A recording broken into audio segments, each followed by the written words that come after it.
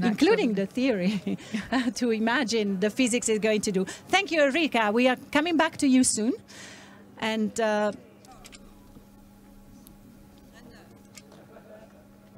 computing center is waiting for all the data, and we're really very close to be able to produce that data.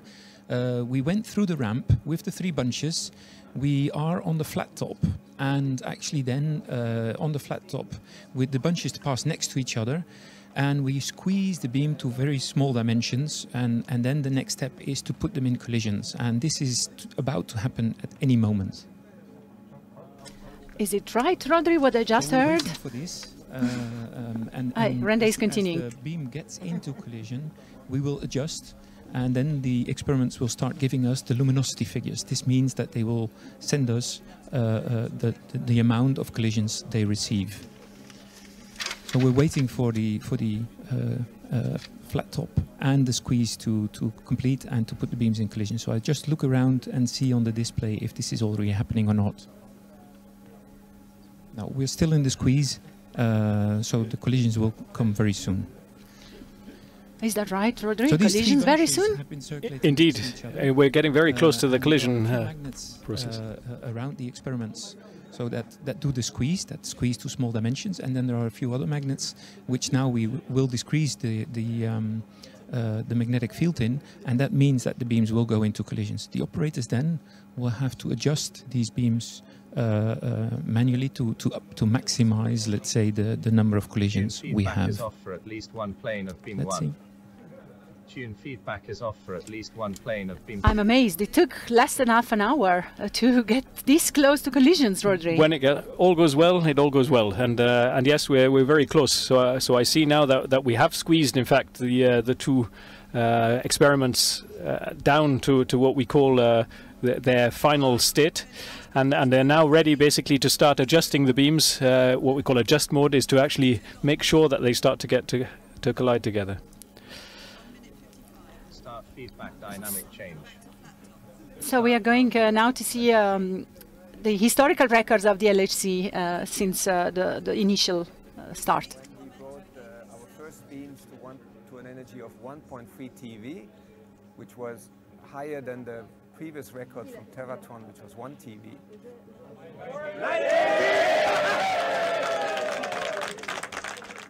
Then 1 year later, we pushed to 3.5 TeV. This was 2010.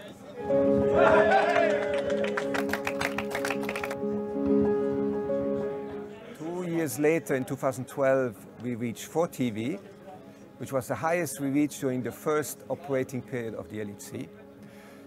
This was then interrupted by a first long shutdown where we consolidated some parts of the magnets.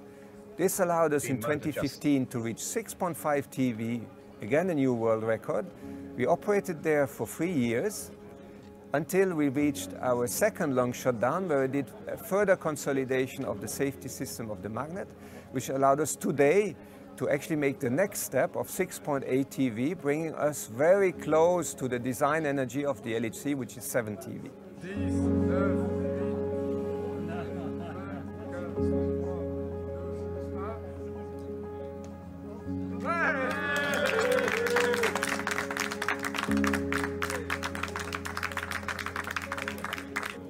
Now this is, of course, an important day for us because the beams reached this new energy for the first time.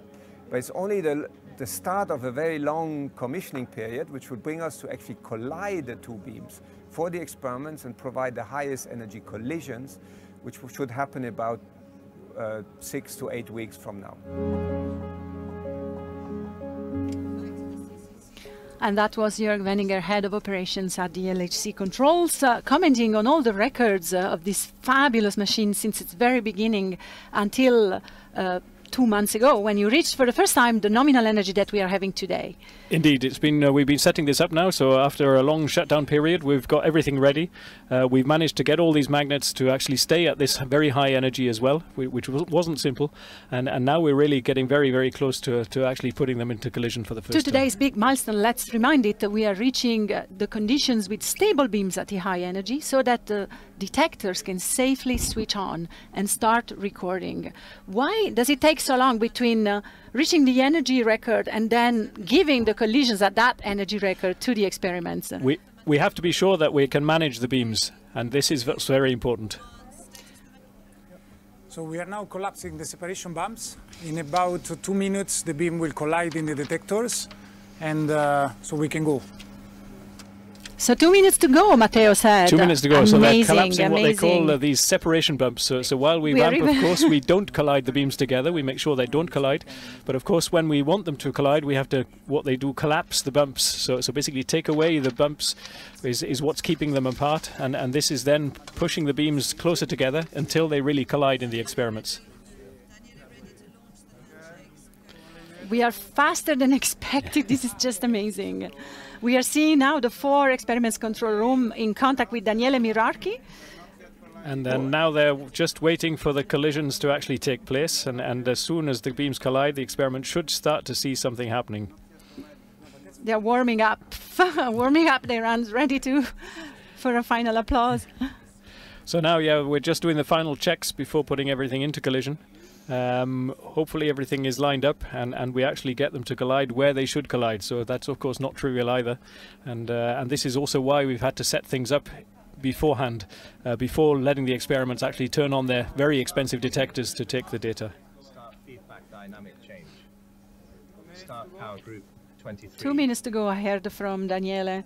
So we are sharing with you this beginning of run 3 that is happening in minutes right now from the CERN control center, connected with the control centers of the experiments. I heard that they are now ready for a handshake. So the control center of the LHC, the machine side, is handshaking with the 4 experiments control rooms. Exactly. When we get close to actually putting the beams into collision and the control room and the operator in charge is very happy with what's going on, then basically there is this handshake process. So basically we allow the experiments to actually start turning on their detectors to actually start taking data. So we're happy with how the beams are going, and basically that we're ready for them to actually switch on these very expensive detectors to start taking the first data of run 3. It's a precision game in a giant machine. That's what's amazing. What really puzzles me with what you're doing. Exactly, here. it's very non-trivial in fact to actually put these beams into collision. So these are very, very small beams. We said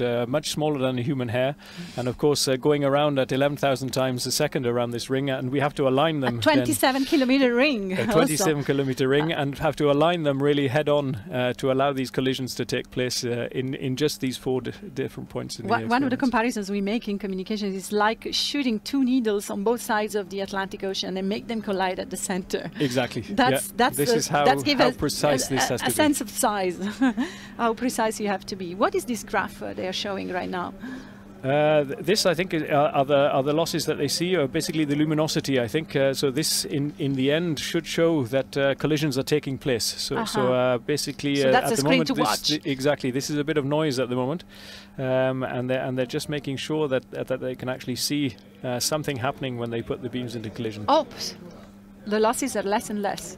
No, I think there what you see is something shooting up on the right-hand side of the screen, which I think indicates that we are now starting to actually collide in some of the experiments. This will be confirmed later on when... So now I think we have confirmation that there is collision taking place, which means that we can then handshake with the experiments. So we are in collision mode with the machine, but detectors are not switched on yet. We are waiting for the handshake. Exactly. We're waiting for the engineer in charge to actually tell the experiments that they are allowed to switch on their detectors. Start power group 1570. So just some final adjustments being made to make sure that everything is ready. Such a delicate process. The experiments are eager. I can see the faces of the people in the experiments control room waiting for this handshake. And the announcer just telling the operators which power supplies it's adjusting to try and make sure that these beams are actually colliding. Because you control one by one each power supply. There are specific power supplies that are controlled individually to try and make sure that these fine adjustments are made, yes. Yeah. Fabulous. Start power group 1579. Start power group 1500. So I think now what we see is that there is activity in each of the actual experiments. We see the 4 different graphs where we're trying to now optimize the luminosity, so basically how the beams are colliding, and we're just scanning the beams across each other to try and make sure that we've really got them aligned as they should be before we give the go-ahead to the experiments to actually start taking their first data. Start power group 1587. Start power group 1588. So these are what we call luminosity scans. So a luminosity is a measure of how many collisions are taking place at any time. And of course you can imagine that when we bring the beams together, these very small beams, they're not perfectly aligned head-on. And this means that we have to slowly move them left, right, and up and down to try and optimize where the collision point actually is. And this is what's going on. This is the job of Daniele, who is now on screen. Exactly, this is what's going on at the moment. These automatic scans that have been launched to try and make sure that we're now optimized before we give more the experienced colleagues around him, because I think it's his first year LHC it's operator. His first year of LHC operation, yes. He came on the team as we were in shutdown mode, so this is really the first year that he's been operating the machine, but doing a very good job of it. Start power group 1599. Start power group. So there we have, these are the different scans that are made. The dips are where we go out of collision, and every time it goes up, of course, it's where we basically optimize the collision points. So you can see that as we move away in the wrong direction, we actually go down in what we call luminosity, so how many collisions we have. And then as it's optimized, of course, we get to a higher and higher level, and this is what is now being done. And once he's happy with the level for each of the 4 experiments, he will then launch the handshake with them to allow them to start taking data.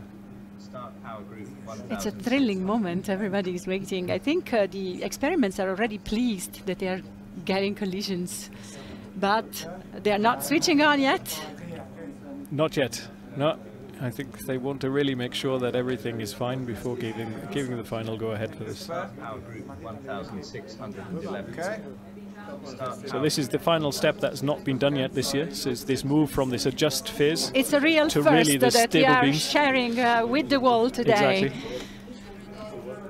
So now all the eyes are on Daniele Mirarchi, ready. who has the luck or the bad luck of being on shift today, at the very moment where all the eyes of the world are on him. He's like an orchestra director setting the pace for the music to go. But very calm, as you see. I think very professional, and knowing all the steps that has to be taken to make sure that this is all done in the right way. This is a job that is learned on the job, right? There is no specific training outside this room. Not really. There's a lot of knowledge, of course, behind, which has been acquired over the years in different ways for Daniele as well. But then the real on-the-job operation is learnt in the control room, of course. Because you continuously adjust. We are ready to go. Good to go, says Daniele. Good to go.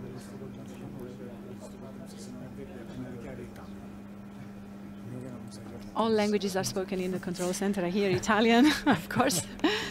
Okay, so Atlas, okay for you? I hope Atlas has heard. Atlas is thumbs up. Atlas is thumbs up. That is. Okay. That was. Alice is ready for collisions. Good. CMS, are you okay? Yes, confirmed here, ready for collisions. LHCb, it's for you, okay? Ready, go for it. Yeah, fantastic. So all experiments confirmed that they're happy. So we are counting down to the start of run 3, the moment when the experiments are going to switch on for the first time and be able to record collisions from the Large Hadron Collider at the center of their detectors at the record energy, unprecedented energy of 13.6 trillion electron volt. This is going to happen in 8 seconds from now. 6, 5, 4, 3, 2, 1. Beam mode stable. There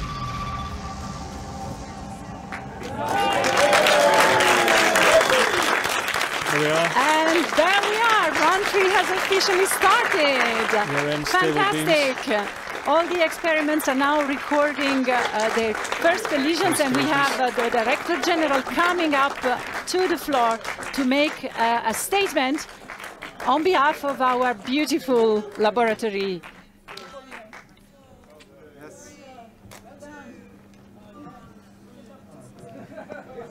We are starting the countdown again. What's happening?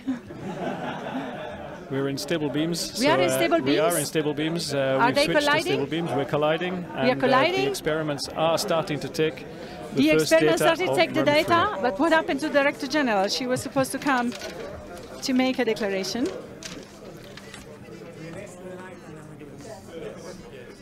Okay, so this is the arrival of the data from the collisions at the CERN data center, where they've installed an artistic installation. And these colors tell us that the data are actually flowing. This is from just each of the experiments, art. yes, coming yes, in. Yeah. And we will soon see the real data arriving to So the this is computing center. Exactly. This is then And, transmitted from all the experiments Exactly, into the from the computing center of the detectors that we are seeing right now to the counting rooms of the detectors of the experiments, and then to the CERN data center, and from there to the world through the LHC computing grid. Yes, and of course all the data, we can't handle this all at the same time, so at each of these stages we actually look at the data, see what's interesting or not, and only pass on the interesting data to the next level. And this is the way that we reduce the data and then make copies of it as well, and send this out to all these different places. And this is happening right now. And this is happening right here, right now. We're good for 3 more years of data taking at the LHC. And finally, we have the Director General, Fabiola Gianotti, ready for her statement on the beginning of Run 3. It's a magic moment now, here at this moment in the CERN Control Center. We just had collisions at an unprecedented energy, 13.6 tera electron volt. And this opens a new era of exploration at CERN, a new chapter.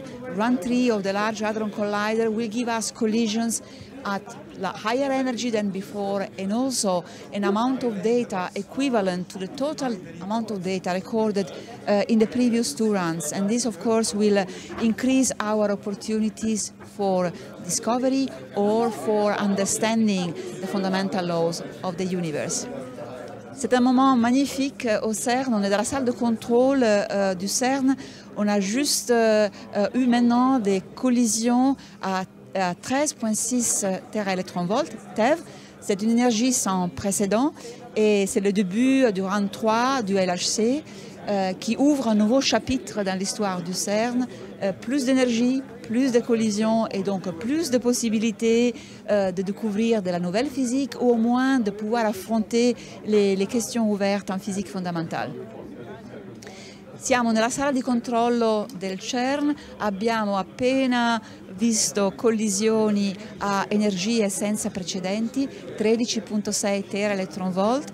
È un nuovo capitolo che si apre nella storia del CERN, il terzo run, il terzo periodo di presa dati di LHC, e l'energia superiore dei fasci e l'intensità dei fasci, il numero di collisione, ci permetterà di affrontare le questioni aperte in fisica fondamentale con maggiori opportunità di rispondere. And we are now going back to the control center. As we promised, we are going back to them after collisions. Collisions have happened.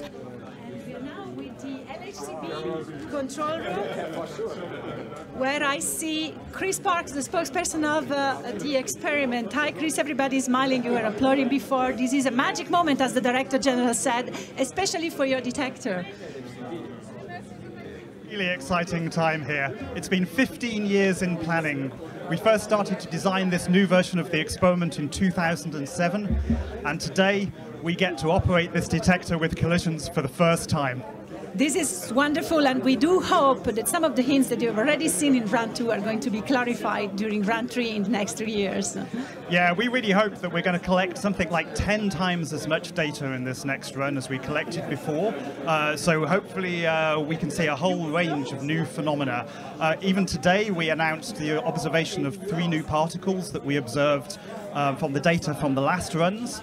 and let's see what we get from the next years. Yes, we'll talk about the new tetra and pentaquarks later during the Q&A session. I'm sure there will be lots of questions for you guys, so stay there. Don't go away, celebrate, and we'll celebrate together later on.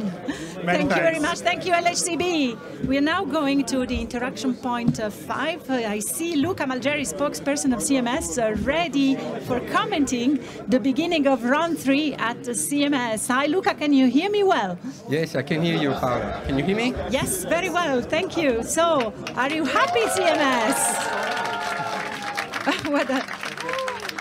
Yes, I can hear everybody's happy.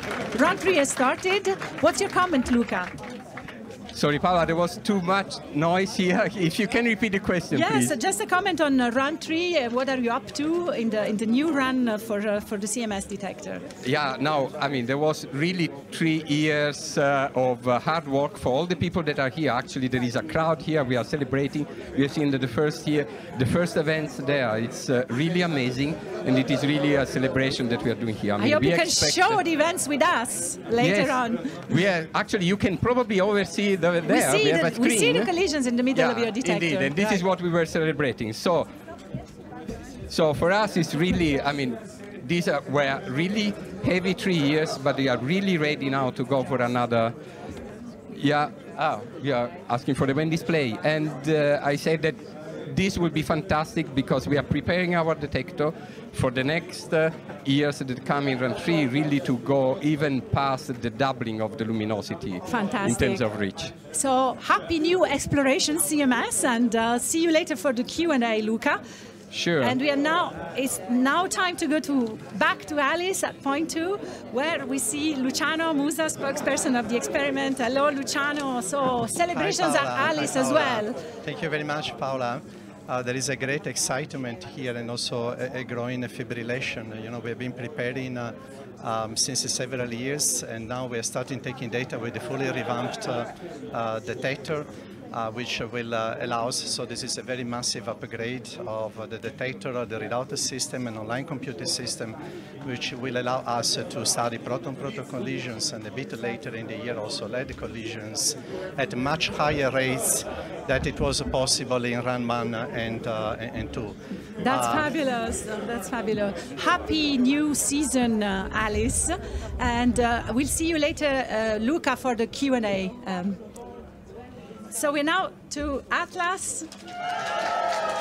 Fabulous. Andreas Hacker, spokesperson of the collaboration. I can feel the excitement. I don't need to ask you whether people are excited. We can see it with our own eyes. Thank you, Paola. I hope you can hear me. You see it is an absolutely overwhelming moment for all of us. It's as if it was brand new detector. Yes, indeed. And you can see also maybe on this side the beautiful collisions showing up here. Yes, exactly. They're fabulous. So fantastic collision. So this is really an absolutely overwhelming moment for all of us. It is really beautiful to see highest energy beams ever, see cross and collide in Atlas and giving us physics data again. And I think for me, this is not the first time we restart data taking, but for many of the experts here, the young experts, this will be a lifetime experience for them. They're all now operating the new detector after this long upgrade. Thank you very much for sharing this fantastic moment with everyone. We are now going to the data center once more. Enrica, are you being flooded with the new data from the LHC experiments? Absolutely. The data is coming in fast and furious from the collisions in the LHC experiments and the detectors. And so all the data is coming in here in the room behind me that is hosting 450,000 processor cores and 10,000 servers that run all the time. As you could see from this animation, data from the experiments come into the data center, which is connected to the experiments via over 50,000 kilometers of optical fiber. That's more than the Earth's circumference. And so thanks to this network, we are now, again, receiving the first collision data. Now, when the data comes into the data center, two things happen to it. First, it's stored into disks, then it's stored into tape for long-term storage.